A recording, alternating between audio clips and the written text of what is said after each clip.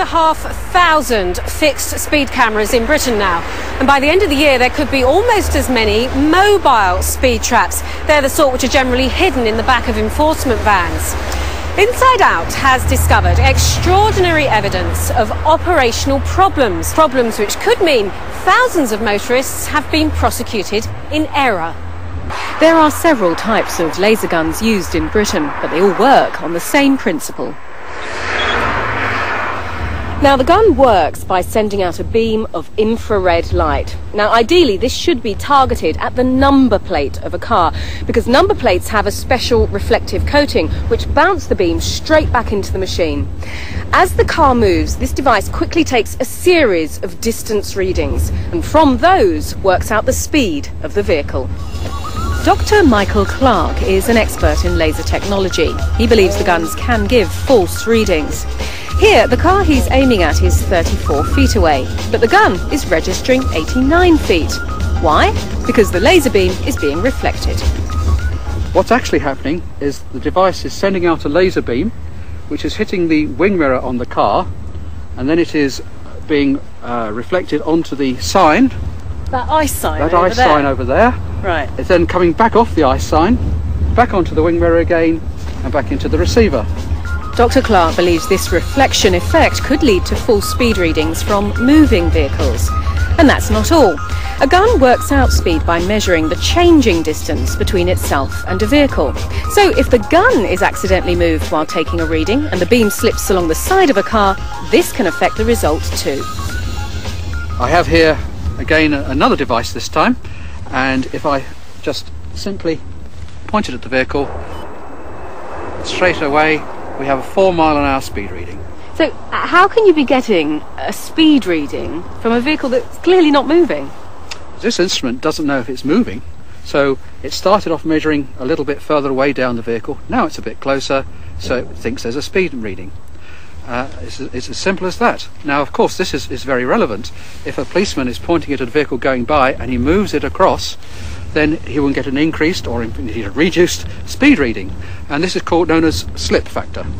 And does that happen in real life? Is that how police use these things? Well, I think it would be very difficult to hold one of these guns on a vehicle that is stationary, because the car itself is moving. They have to hold it very, very closely on the same point on the vehicle, otherwise they will get an erroneous speed reading. Dr. Clark says all laser speed guns are susceptible to slip effect. So I tried out one of the latest models of the most commonly used gun in Britain, the LTI 2020, on a wall.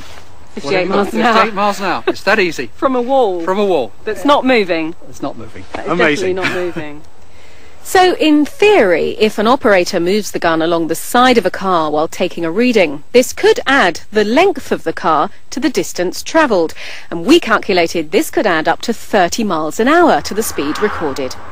But the UK manufacturer of the LTI 2020 rejects the possibility of getting misleading readings from moving vehicles. You accept that you can get a speed reading off a stationary vehicle, don't you? Oh yes. Very low speed reading against a small amount of panning.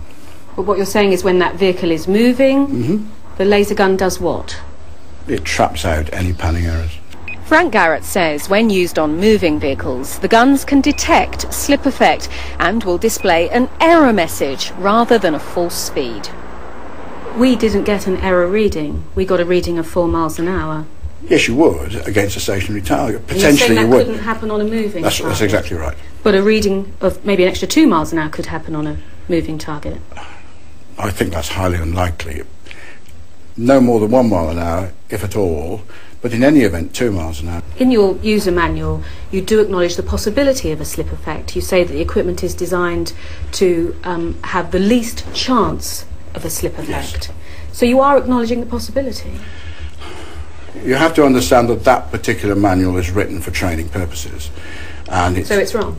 No, it's not wrong. No, it's not wrong. It's that particular phraseology is designed to be a discussion point in the training of operators and indeed instructors. This is rarely seen video filmed by South Wales Police and obtained by Inside Out. It's from a camera which is linked up to the laser gun. Recordings like this are often used as evidence in speeding cases. We showed the tape to Dr. Clark. I've noticed on this video some of the speed readings have minus signs in front of them. What does that mean?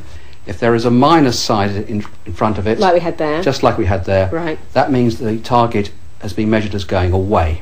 But it's not going away, it's coming Well, in this towards case us. it wasn't, and that is typical of the errors that you'll get. Here we have negative speeds for vehicles coming towards us. It's a nonsense. So what does this part of the video show? This part shows the device measuring vehicles coming towards us, yet amazingly a lot of them have 0 miles an hour. How can that be? The real point of all of these is that the data being presented is incorrect. There's no doubt in my mind that in overall terms the officer did not set up the video element as well as he might have done. People are going to look at that and be yes. absolutely horrified. They're going to wonder how many times that kind of thing is happening. I couldn't disagree with you on that. I mean, I think that's probably right.